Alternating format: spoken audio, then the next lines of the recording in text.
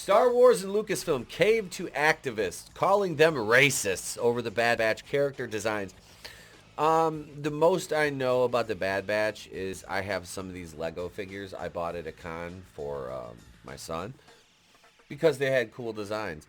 I didn't understand the need for inclusion of the child in this. I mean, this... I don't even know what this is about, but I figured it's a day that ends in Y and it's something Star Wars, so nothing good can come from this.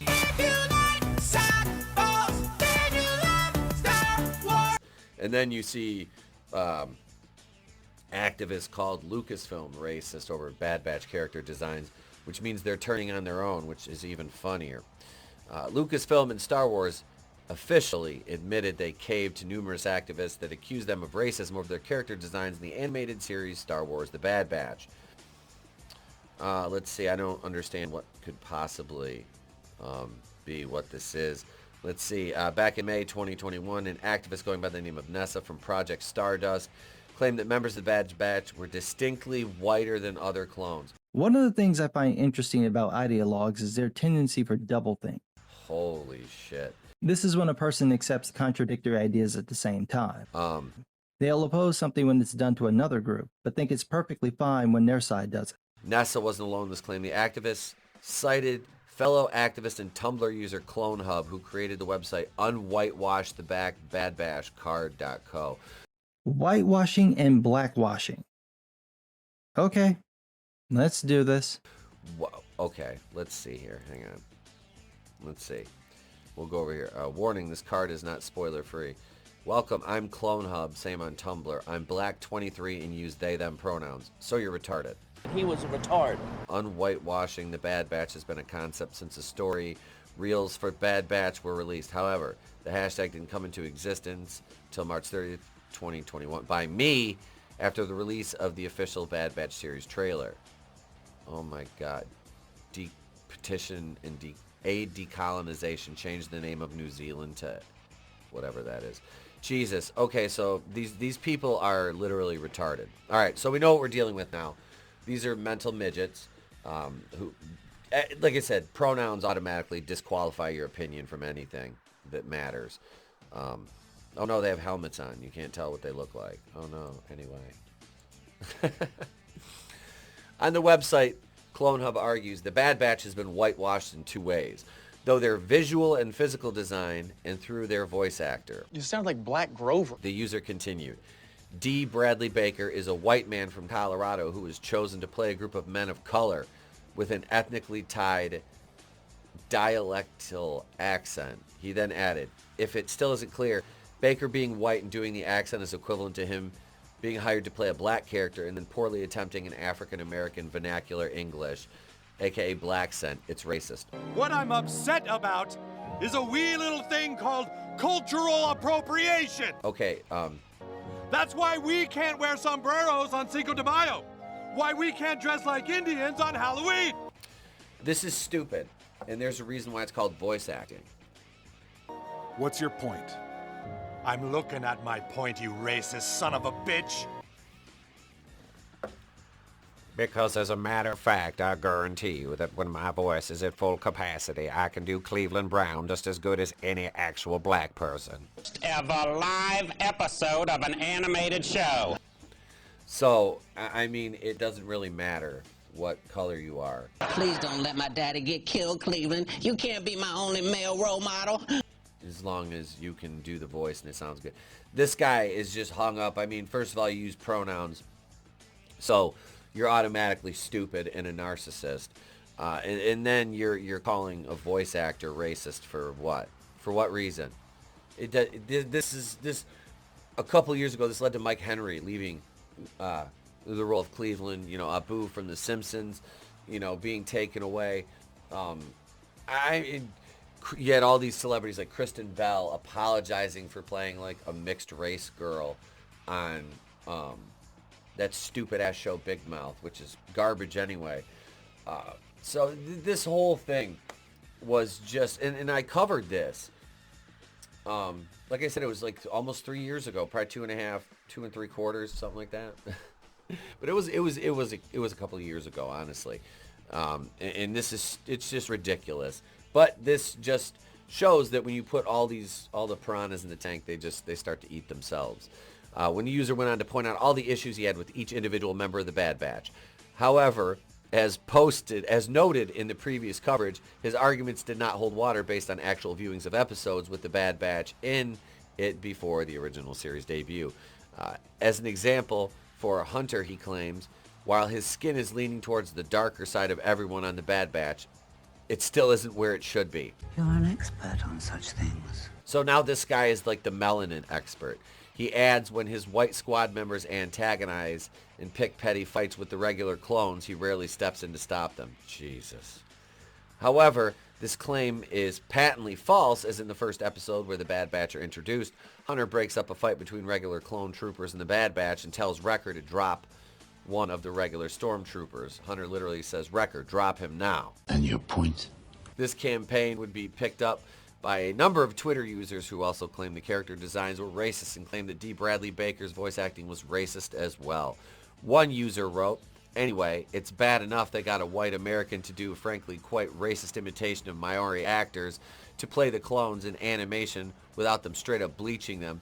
No way I'm possibly watching that shit on whitewood." Jesus. Mandel, look. What the? Wow.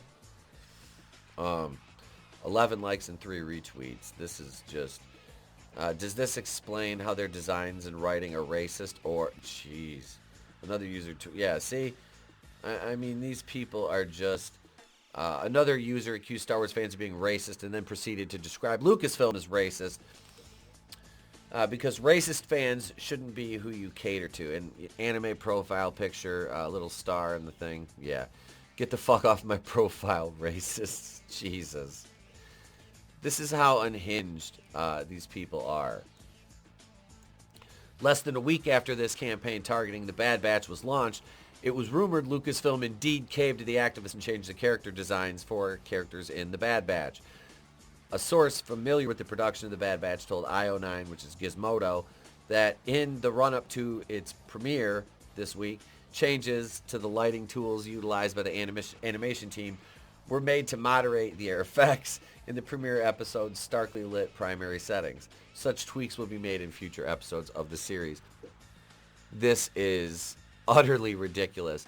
They refuse to make good stories, but they'll tweak melanin because God knows fictional cartoons can't be too light-skinned. That's problematic.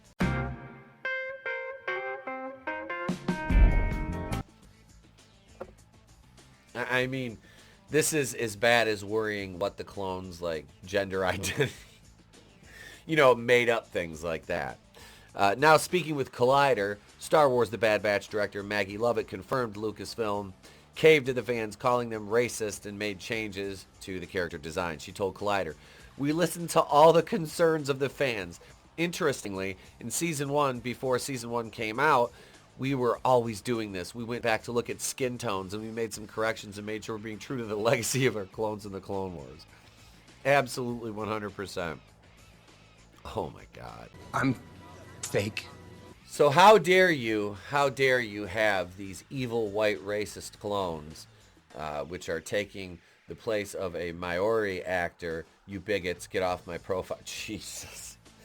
Like, of all the things wrong in the world today, you are choosing to worry about my clones, my melanin of my clones and my voice actor being white, because God knows if he's white and he doesn't sound exactly like this, then that's racist. He's culturally No. Cultural appropriation is not a thing. That's make-believe. That's fantasy. Every culture takes from every other culture on Earth. It happens. That's the way it happens, Just like land, manifest destiny. This is hilarious. Like I said, you've got a contingent of weirdos, and this is the thing. Once you cave to them once, it's if you give a mouse a cookie. They're always going to want more. That you can't open Pandora's box, because nothing that comes out is any good, and it can never be put back away. So you've caved to them once, and we know what state Star Wars is, and it's dead. Like I said, for me, what exists are the original trilogy and the prequels, and the EU, which I'm starting to enjoy now. The rest of it can just, it's garbage. You can spare me how good Andor, and I watched the first 3 episodes of Andor. You can spare me how good the rest of it was. I'll never go back and watch it. Star Wars is good, but it was kinda gay. I'm done. I'm done. But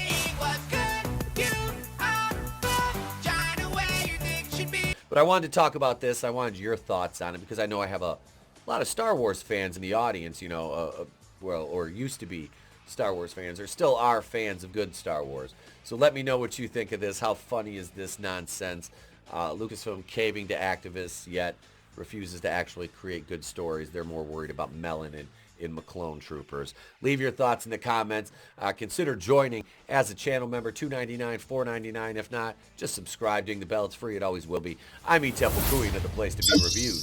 I've been here with all of you. If I don't see you, have a great day, a pleasant tomorrow, and I'll catch you on the next one. It's better to burn out than to fade away. I could do this all.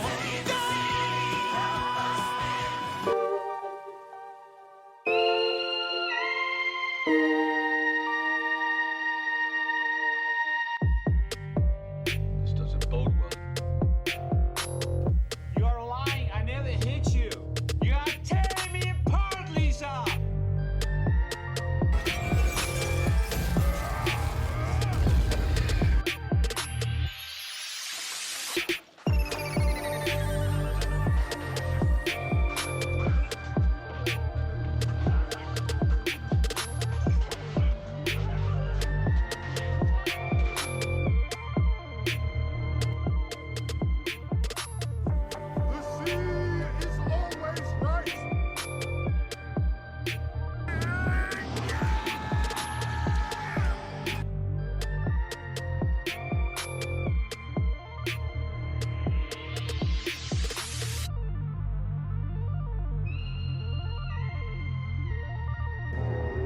Tears, please.